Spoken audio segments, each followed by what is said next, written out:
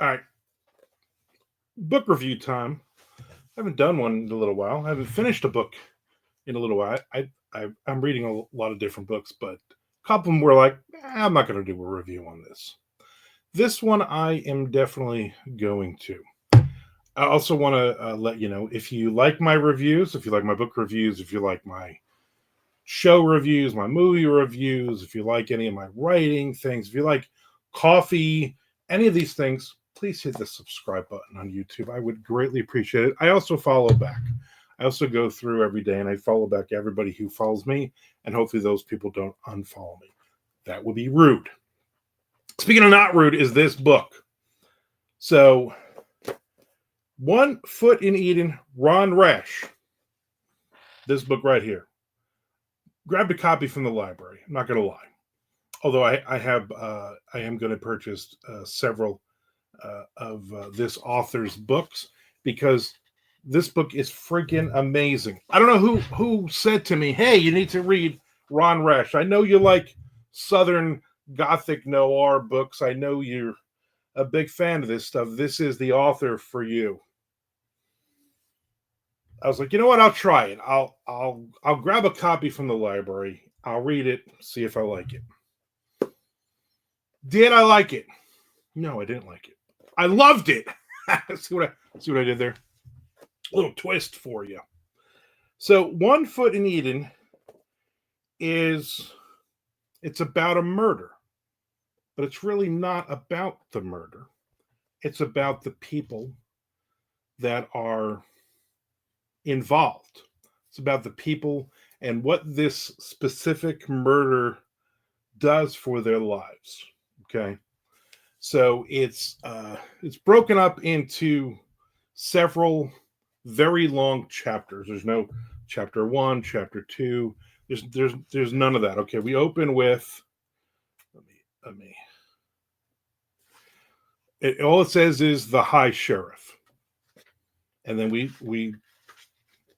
we're in South Carolina. We're in a here's the first part. I'm reading. I get a few pages in, and the sheriff drives downtown, and he sees "Singing in the Rain" is playing on the theater marquee. And don't ask me how I know this. I don't know why I know this. I immediately said, "Oh, 1952." I don't know why I know that "Singing in the Rain" came out in 1952. So I'm like, this book is set in 1952. It's written, or it's published in 2002, so 50 years later. Coincidence? I think not. And the underlying thing throughout the thing is that they are going to eventually flood the valley, and all these people will lose their farms, their homes, and whatnot. Okay, I believe it's an actual event. I believe it's an actual thing that actually happened. I'm not sure. Maybe, I don't know. Look it up. If I wasn't so lazy, I would look it up.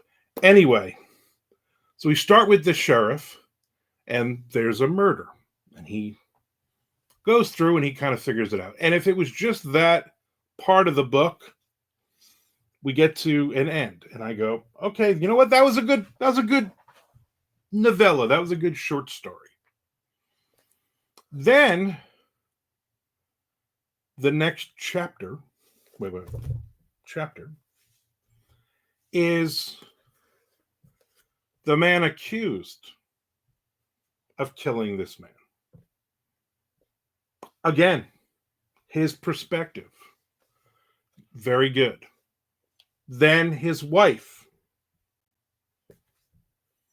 her perspective on the things that happened or didn't happen, very good.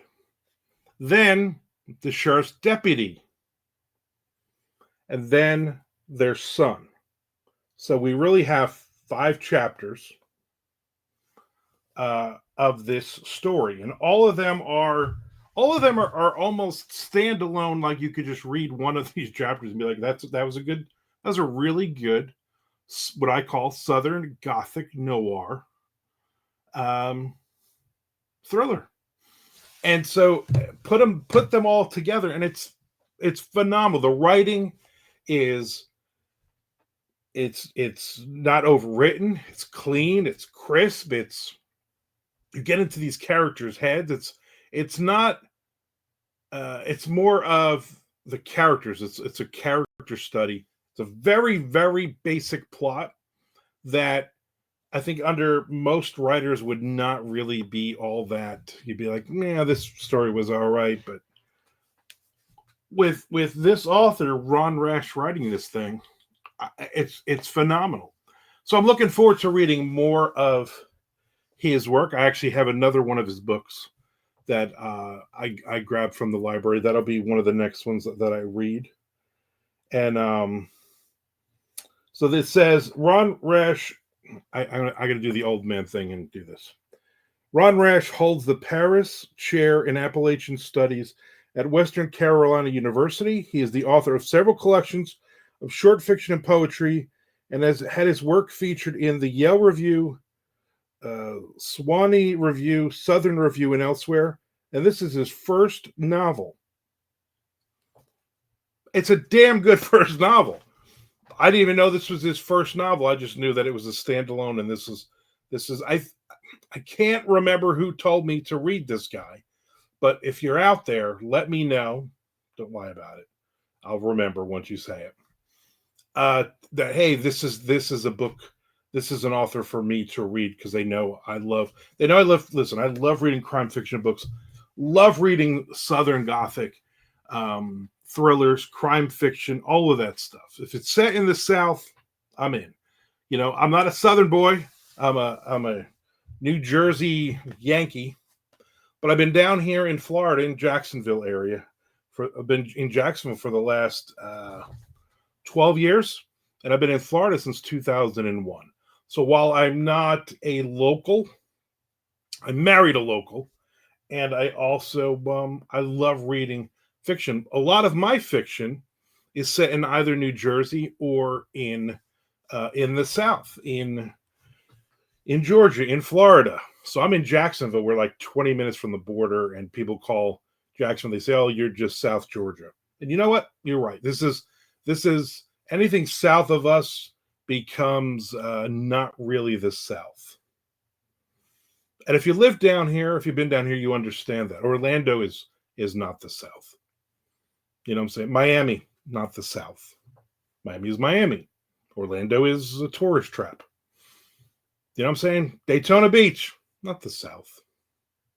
Tampa, not the South. All wonderful places, don't get me wrong. Visit them often. But this really captures the South. I'm looking forward, especially short stories. I love short stories set in the South. So I'm looking forward to what else Ron Rash has, and especially I just read short stories. I got to find now his short story book. I'm going to read this, the whatever the next book is that I have on my nightstand by him at some point soon, and then I will basically start buying the rest of these books. I always like to try an author out, and if I can get it from the library, why not? You know what I'm saying? I spend several $100s a year buying books, and I'm also very fortunate because a lot of publishers will also send me advanced reader copies, ARCs, which I will also review if it's something in my wheelhouse. So there you go. What would I give it as a grade? 4.8 out of 5. That's a pretty good number for me. And I don't even know why I took a 0.2 off of it, but I just did. Because you know what? This is Armand's opinion. That's the name of the channel. Anyway. If you have any great Southern Gothic, I'm looking for Southern Gothic noir thrillers. Okay. If you have anybody out there that you read that maybe I've never heard of, maybe I've not done a review of, or maybe, just do me a favor, throw it in the comments. Let me know if you are a Southern Gothic noir thriller author. I want to do an interview with you for my Armand Chats With series of thriller author videos as well. So there you go. Many ways to connect and chat with me. So let's get this done, people. Read this. It is phenomenal. And if you have read it, let me know what your thoughts are on it. If you haven't read it yet, but now it's interesting, I'm going to read it, let me know too. Get in touch. I love people chatting with me. I also love subscribers here on YouTube, and I will follow you back. I'm looking for more of my people, my tribe. You know what I'm saying? I'm looking for thriller readers, authors, people. So let's do this, people. All right. Thanks for coming to my book review, and hopefully you will find many more that you will want to follow. Appreciate it. I do.